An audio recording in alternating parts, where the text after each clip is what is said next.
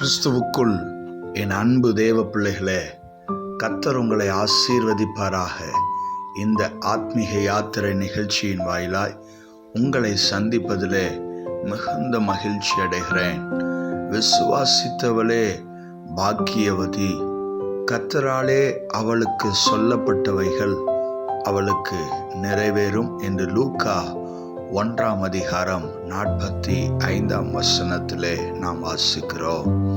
ஆம், இயேசுவை விசுவாசிக்கிற உங்களுடைய வாழ்க்கையிலே கர்த்தரால் உங்களுக்கு சொல்லப்பட்டவைகள் நிச்சயமாக நிறைவேறும்.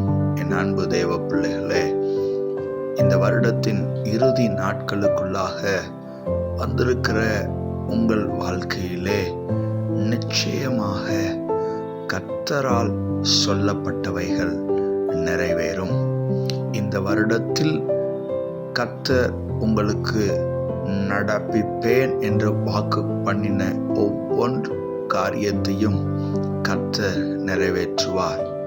ஒருவேளை இந்த வருடத்தில் என்று குறிப்பிடாத தேவன், ஆனால் நிச்சயமாக நான் செய்வேன் என்று வாக்கு பண்ணினால் நிச்சயமாக உங்கள் வாழ்க்கையில் அவர் அற்புதத்தை செய்வார்.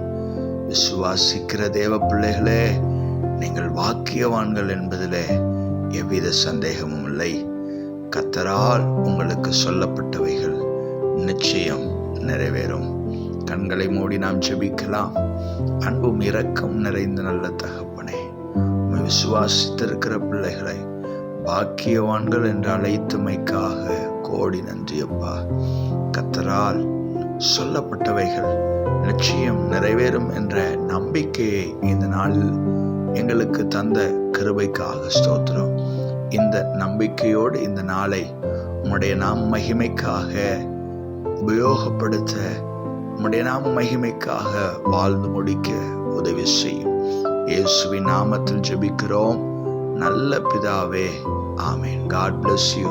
கர்த்தர் உங்களை ஆசீர்வதிப்பாராக. ஆமென்.